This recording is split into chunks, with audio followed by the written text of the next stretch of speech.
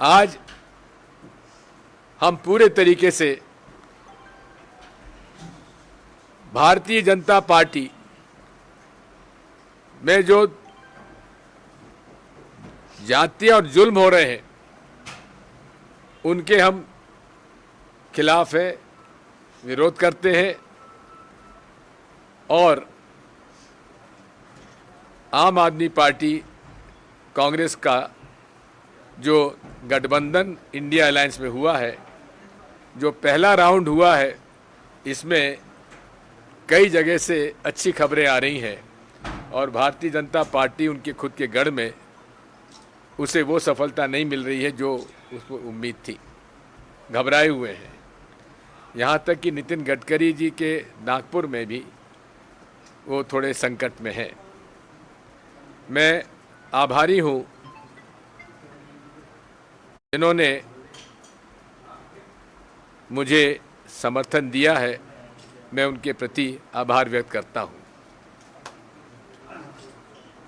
साथियों, हम सब इस राजगढ़ संसदीय क्षेत्र की तरक्की के लिए हर प्रकार के योजनाओं के लिए कैसे हम लोग इस क्षेत्र को और तरक्की करवाएं के रास्ते पे ले जाएं, ये हमारा प्रथम कर्तव्य होगा। और मैं रघबीर सिंह जी, हमारे रिटायर्ड एसपी साहब केजरीवाल जी के प्रति आभार व्यक्त करता हूं, जिन्होंने मुझे समर्थन दिया है और हम मिलकर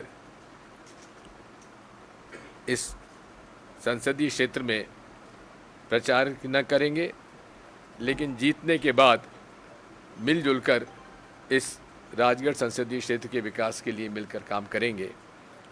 मैं अब आमंत्रित करता हूं, आप बोलेंगे ममता जी बोलेंगे, मैं ममता जी को आमंत्रित करता हूं कि वे आपको संबोधित करें। सबसे पहले तो मैं हमारे इंडिया गठबंधन के तहत आज हमारे राजगढ़ लोकसभा के प्रत्याशी जो हमारे पूर्व मुख्यमंत्री माननीय राजा साहब दिग्विजय सिंह जी हमारे सबके बीच में मौजूद है। मैं उनका सबसे पहले उनका स्वागत करती हूँ, वंदन करती हूँ। साथ ही हमारे आम आदमी पार्टी के जिला अध्यक्ष भी मौजूद है यहाँ पर, आदरणीय डॉक्टर रमेश शर्मा जी। हमारे लोकसभा के हमारे प्रभारी भी मौजूद है, हमारे छाबड़ा जी। और कांग्रेस के जिला अध्यक्ष भी यहाँ पर मौजूद है और आदरणीय एसपी साहब भी मौजूद है। और बाकी के सभी कांग्रेस पार्टी के और आम आदमी पार्टी के यहाँ कार्यकर्ता सभी मौजूद है। मैं सभी मीडिया के हमारे सभी भाइयों को मैं सबसे पहले मैं आप सबको धन्यवाद देना चाहती हूँ कि आप सब लोग इतनी संख्या में यहाँ आए हैं, क्योंकि आपने देखा होगा कि एक चुने हुए मुख्यमंत्री को, जैसे कहते हैं ना अपराधियों के घरों में, जैसे ईडी, अपन पहली बार सुन रहे हैं कि ईडी सीडी क्या है ये। चुने हुए मुख्यमंत्री के घर में पुलिस ऐसे जा रही है और चुने हुए मुख्यमंत्री को जिस तरह से उठा के ला रहे हैं, भाई अपराध क्या है पहले ये तो बता देते। अगर अरविंद केजरीवाल अगर भ्रष्टाचारी अगर है वो साबित कर दे तो फिर देश में कोई ईमानदार भी नहीं है, क्योंकि उन्होंने भ्रष्टाचारी के खिलाफ उन्होंने लड़ाई लड़ी है। और 100 करोड़ का बोले 100 करोड़, अरे 2-5 हजार करोड़ का अगर आरोप लगाते तो बात एक दिल्ली जैसे मुख्यमंत्री के नाम पे एक फबती भी, लेकिन कोई अपने आप उठा के ले गए और उसके बाद में उनको जेल भेज दिया गया, क्योंकि कहीं ना कहीं उनको लग रहा था कि लोकसभा चुनाव में उनको केजरीवाल जी से खतरा है। लेकिन जो इंडिया गठबंधन बहुत मजबूत गठबंधन है और मैं कहना चाहती हूँ तानाशाही लोगों से कि केजरीवाल बनकर हमारा प्रत्येक कार्यकर्ता हर मतदान केंद्र में उतरने वाला है और राजगढ़ लोकसभा सीट तो हम जीतेंगे, क्योंकि हम लोगों ने इंडिया गठबंधन के तहत हम समर्थन कर रहे हैं।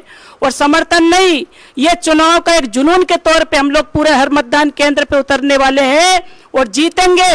और इंडिया गठबंधन के आने वाले समय में देख लेना, आपको ये सरकार भी बनने वाली है। ये 400 पार ये बातें ये लोग एक कहते हैं ना, एक जुमलाबाजी है, 400 पार कुछ नहीं होने वाला है। अब तो वोट तो जनता देगी।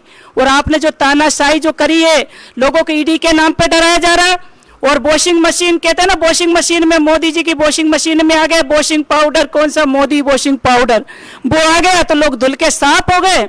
इस तरह का जो ये रवैया चल रहा, हमारा युवा कोई भी इसको बर्दाश्त करने वाला नहीं है। आजकल माताएं बहनें सब पढ़ी लिखी है, सब फोन चला रही, वो भी इस चीज को बर्दाश्त करने वाली नहीं है।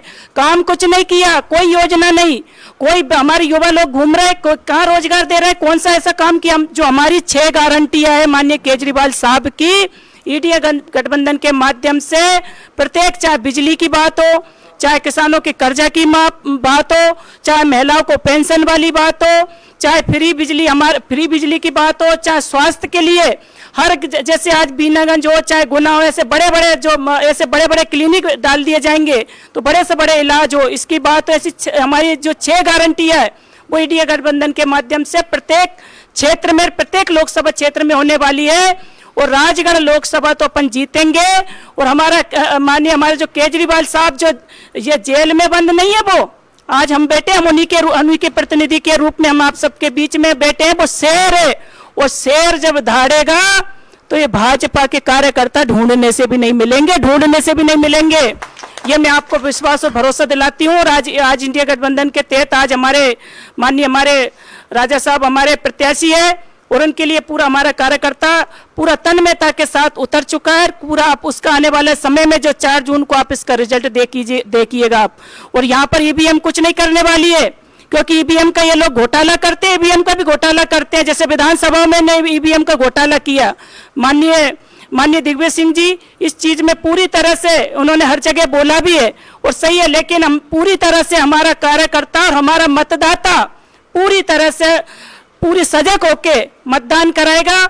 और हम आप मीडिया वालों से भी कहना चाहेंगे कि आप भी पूरी तरह से राजगढ़ लोकसभा में आप लोग भी सजग रहे कि यहाँ ईवीएम का ये महाघोटाला कम से कम राजगढ़ लोकसभा में नहीं हो। और उसका अगर ईवीएम का महाघोटाला करने से पहले 1000 बार सोचे। ये मैं उन तानाशाही जो लोग जो 2 तानाशाही जो पूरे देश को डरा रहे हैं, और हेमंत सोरेन जी जो मुख्यमंत्री, उन पे भी कोई आरोप नहीं था, लेकिन फिर भी उनको जेल भेज दिया गया। माननीय केजरीवाल जी को भी जेल भेज दिया गया। इन सब का हम जवाब देंगे। माननीय लालू प्रसाद यादव जी को भी उन्होंने पूछताछ के लिए बुलाया, डराया गया, धमकाया गया। और उसके बाद नीतीश कुमार जो पलटू राम को भले ही वो ले गए, लेकिन वहां पर महागठबंधन के तहत भाजपा के पास तो ढूंढने से भी सीटें कम नहीं मिलने वाली है। दिल्ली में भी महागठबंधन के तहत कांग्रेस और आम आदमी पार्टी चुनाव जीतेगी। अरे गुजरात में भी कांग्रेस और आम आदमी पार्टी ने ऐसे पैर पसार दिए। आने वाले समय में आप देखना कि गुजरात में भी हम लोग, राजस्थान में, छत्तीसगढ़ में कांग्रेस और हमारी समाजवादी पार्टी और हमारे जो महागठबंधन की जो हमारी पार्टियां वो सब मिलकर उतरने वाली है। और गठबंधन की देश में सरकार बनने से कोई नहीं रोक सकता, मैं दावे के साथ कहती हूँ।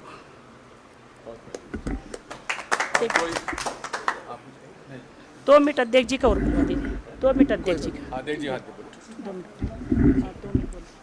माननीय राज्यसभा सांसद जी, राजा साहब, बहन ममता मीना जी, कांग्रेस की जिला अध्यक्ष धाकड़ साहब,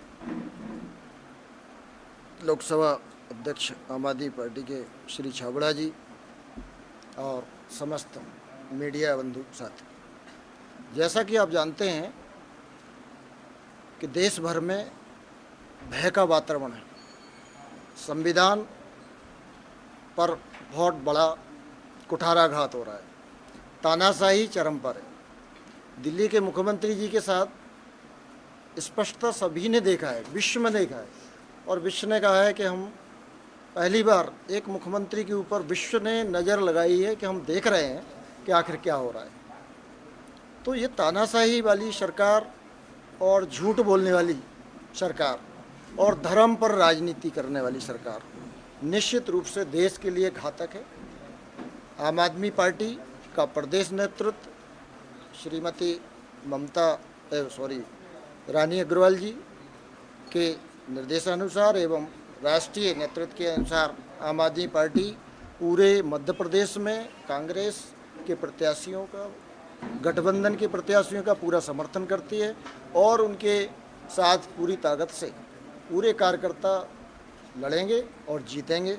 धन्यवाद। जय हिंद। थैंक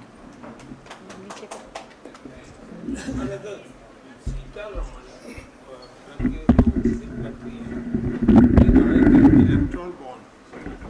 अगर सरकार हमारी आई तो हम दोबारा से लाएंगे, ये उनका स्टेटमेंट। उन्होंने हिंदुस्तान टाइम्स को दी एक इंटरव्यू में ये कहा है कि हमारी सरकार बनती है तो इलेक्ट्रल बॉन्ड स्कीम को हम फिर से लागू। और जबकि इसका मतलब ये है, उनके पति ने कहा है कि ये दुनिया का सबसे बड़ा भ्रष्टाचार है। इस पे आपको माननीय वित्त मंत्री जी को मालूम तो है ही कि निर्णय सुप्रीम कोर्ट का, ऑनरेबल सुप्रीम कोर्ट, और ऑनरेबल सुप्रीम कोर्ट का निर्णय जो है वो आज के संविधान, आज के नियमों के आधार पर है। अब इस प्रकार की चुनौती माननीय वित्त मंत्री जी जो दे रही हैं, वो इस बात को समझे कि ये चुनौती है सुप्रीम कोर्ट को, उसके विवेक को, उसके निर्णय को। और अभी चूंकि चुनाव चले हुए हैं, इस समय ये सब वो जो कह रहे हैं, ये अपने आप में दर्शाता है कि इन लोगों का भारतीय संविधान में, यहाँ की न्यायिक व्यवस्था में कोई विश्वास नहीं है।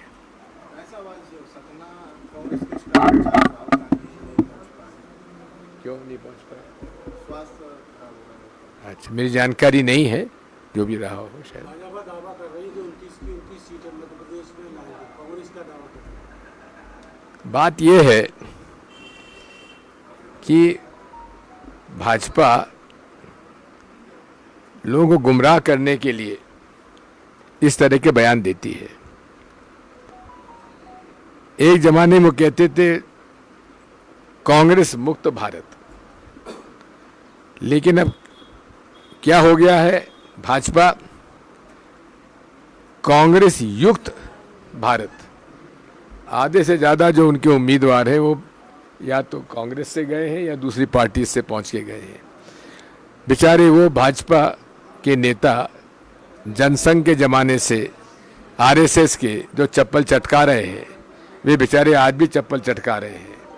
उन्हें अवसर नहीं मिला और पूरी तरीके से मोदी जी और अमित शाह जी जो आयातित नेता हैं, जो इम्पोर्टेड लीडर हैं, इम्पोर्टेंट नहीं, इम्पोर्टेड मतलब दूसरे जगह से लाए गए व्यक्ति को उन्होंने उम्मीदवार बनाया है। ये अपने आप में उनकी जो बैंकरप्सी है वो साबित करती है। देवाशीष जरारिया को आप लेके आए पिछले चुनाव में, इस बार भी उनसे उनका ऐसा कहना है, कहा गया था मुझसे कि चुनाव की तैयारी करो, लेकिन क्या सब मुझे इस बात का दुख है कि एक नौजवान व्यक्ति को हम लोग टिकट नहीं दे पाए, लेकिन जो भी रहा निर्णय पार्टी का निर्णय है। और वहाँ सर्वे आदि किया गया था, उसमें सभी सर्वे रिपोर्ट में ऐसा मुझे बताया कि मैंने सर्वे रिपोर्ट नहीं देखी कि बरैया जी को टिकट देना चाहिए। मैंने समझाने की कोशिश की है देवाशीष को। आप सबसे मेरी प्रार्थना, जो उसके मित्र लोग हों उनसे उसको समझाए, क्योंकि बीएसपी से वो आया था और नाराज़ होके आया था और वहाँ कोई परिवर्तन हुआ नहीं है।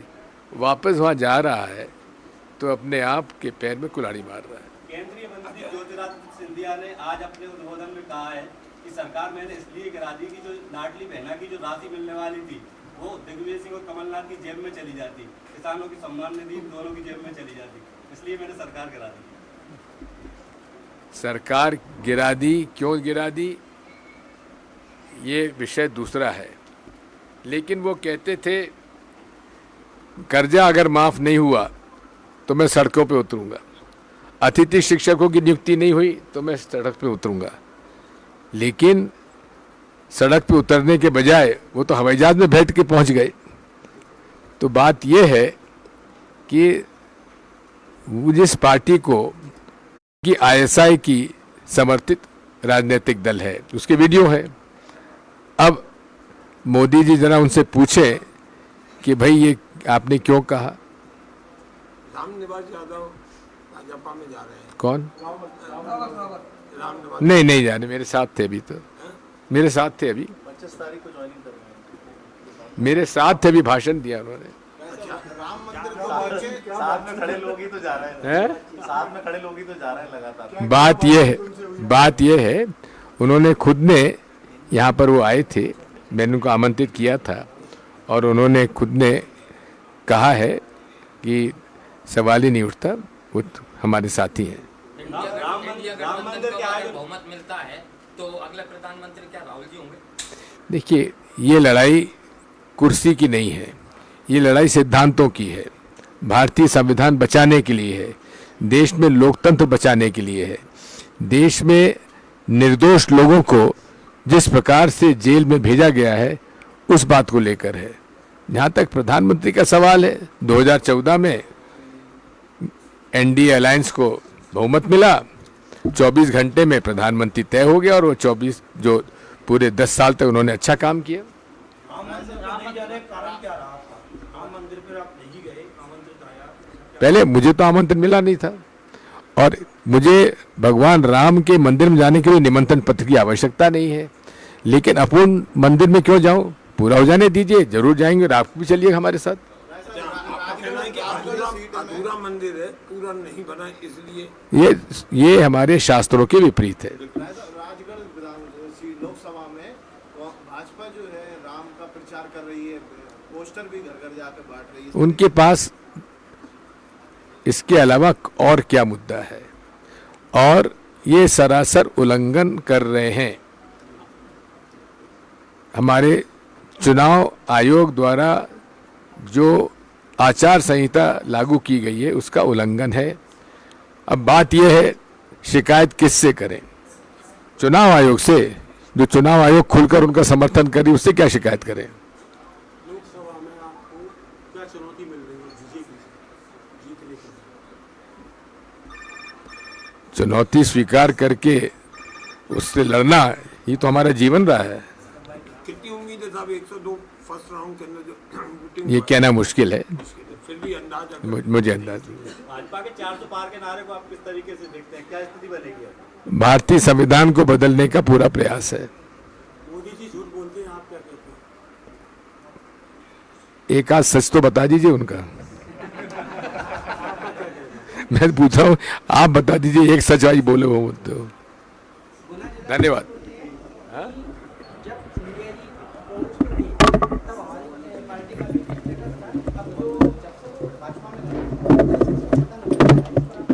इसका भाजपा का पतन हो रहा है ना, आने दीजिए मौका।